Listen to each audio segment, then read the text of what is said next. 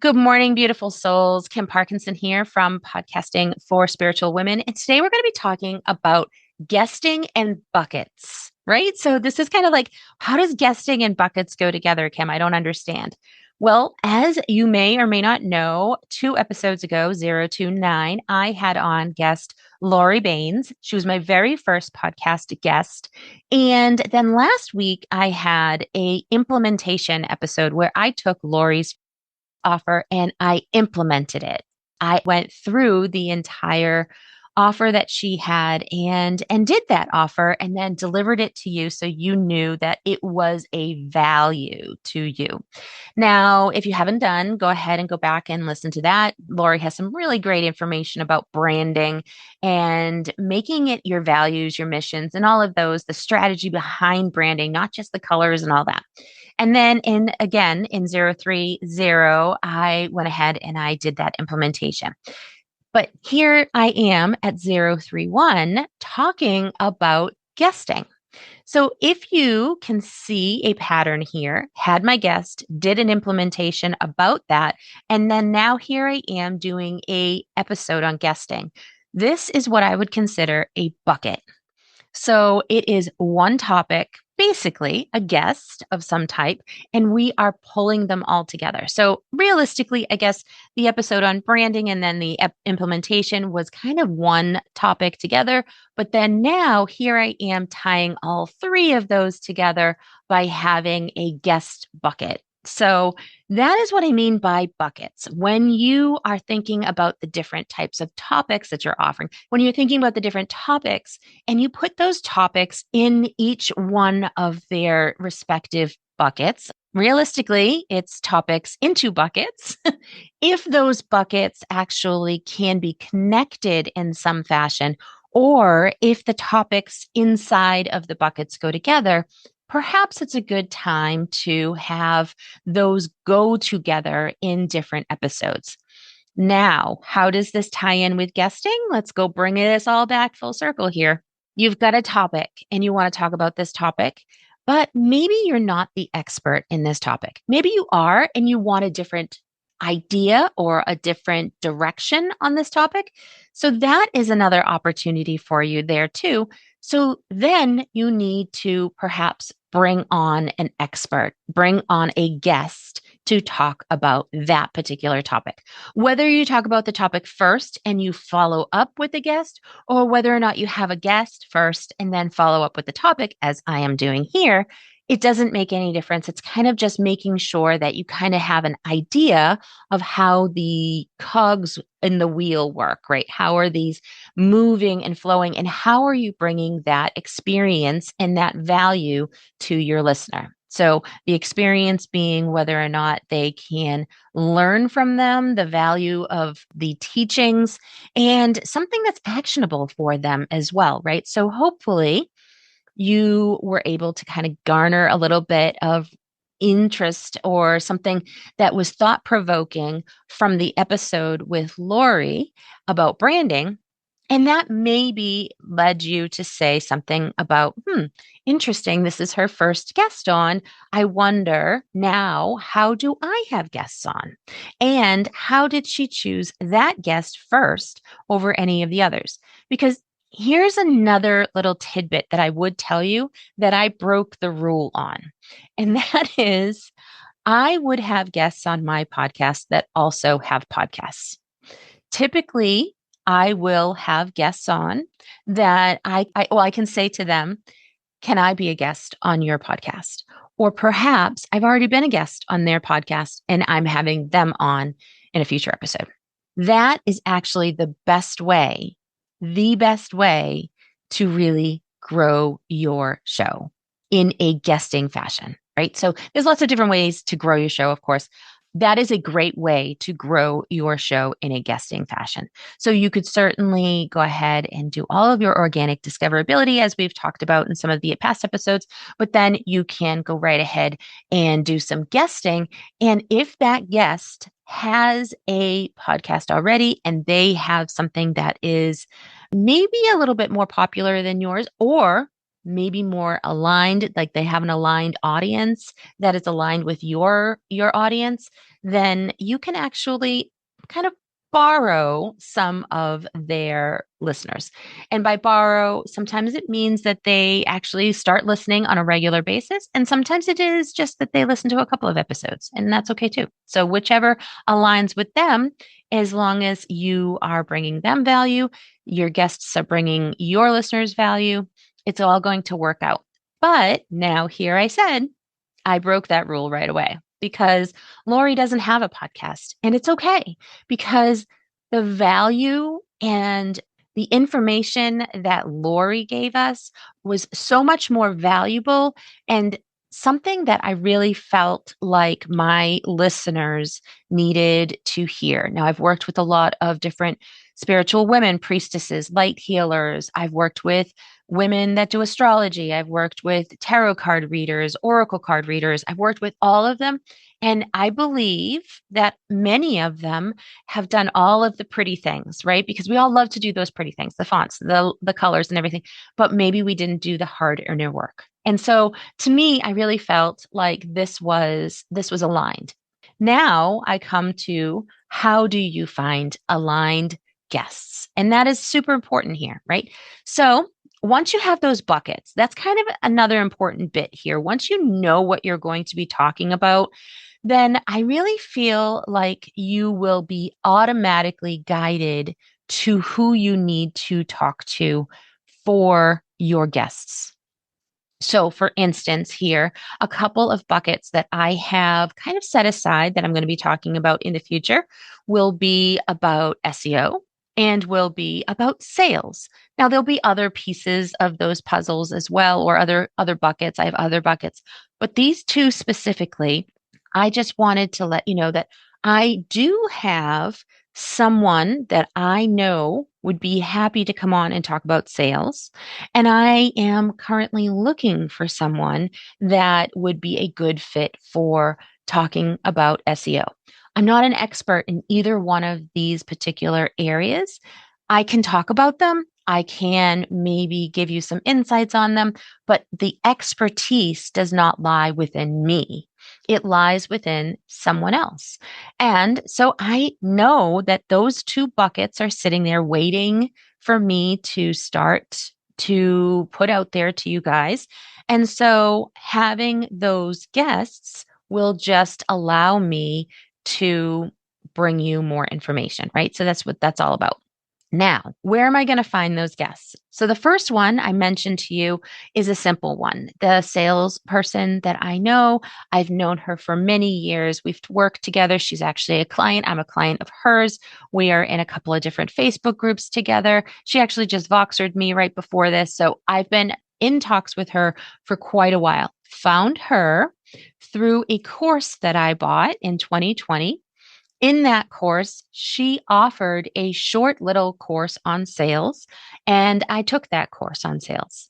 Then I bought her entire giant course on sales, and that's how we met. That's kind of like the gist of it. We fell apart from each other for a length of time, and then we came back together because there's no limitations on friendship, right? And so we've come back together this year, and it has just been, she's opened my eyes. I've hopefully opened her eyes. And so it's just been a really great conversations that we've had, great working relationship that we've had, collaboration, connection, all of those things, right? And now the SEO expert. So I already know who I'm going to talk to for the sales, but about the SEO, where am I going to find that person? So there's a couple of different places. I'm going to tell you about the easy ones, right? So I belong to Podmatch. I can certainly go on to Podmatch and I can type in and tell them who I'm looking for, and somebody's going to reach out. They may not be aligned with me because they maybe not are in the astrology space, or they may not be in the spiritual space. They may not have any idea what I'm talking about. They're only talking about SEO. And that's not going to work for my audience because that's not how my audience necessarily always thinks. I need this person to have an idea of the types of SEO needed for oracle cards, for tarot readers, for priestesses, for light healers. So those people I need to keep in mind when I am thinking about that person. So again, I could do Podmatch. There's a couple of other ones that are out there. Couple of these platforms, other than Podmatch, which I belong to, are podcast guesting, matchmaker.fm. You can also find it in podpitch.com, guestmatch.pro. There's a couple of them. Just type in, as I just did here, find a podcast guest, and you'll see a couple of different paid platforms. Now, some of them do have free offers as well, but to get the most really authentic and really great guest opportunities, it probably is something that you'll want to pay for. There are a lot of different Facebook groups that do this as well, and they're a collaboration type community that will also allow you to find guests. So let me see. I think there's find a guest, be a guest, like just type in podcast guesting into Facebook and you'll find all sorts of different groups that offer different types of guesting opportunities. So after you have these opportunities, it might not be something that you want to work with, right? So you may say to yourself, I definitely am not comfortable paying out right now. I really just want to find this person organically. Now, the best way to do this is through some type of a organization that you might belong to.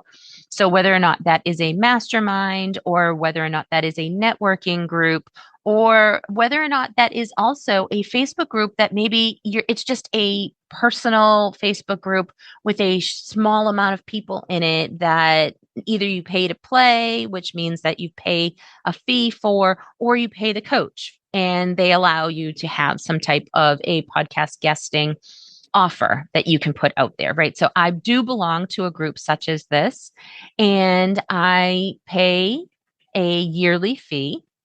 It's reasonable. It's $50 a year. And I'm allowed to go in there and say, I'm looking for a guest for certain topics. And sometimes I'm connected to somebody and sometimes that person isn't in there right then, or sometimes that person doesn't have the time to talk. So those are a couple of opportunities. Now, you can also do this in free groups if you have the ability. My offer here or my suggestion here is to not just put out there that you want a guest on whatever your topic is. I would start with some type of a question to almost like vet that person first to make sure that the people that reply to you are actually somebody that might be a good fit. Now, once you do find that person, you might want to then have a conversation with them in the DMs. You might want to have a conversation with them over email or even just a small, brief Zoom meeting with them or in-person meeting if you're close enough to make sure that they really are the fit that you think they are.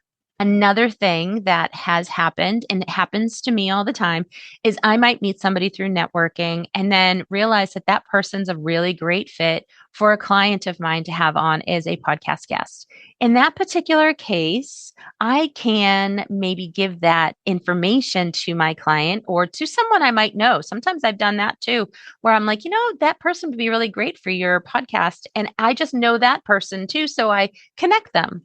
If that's the case, sometimes I don't think they always have a conversation before. I think they jump right into it.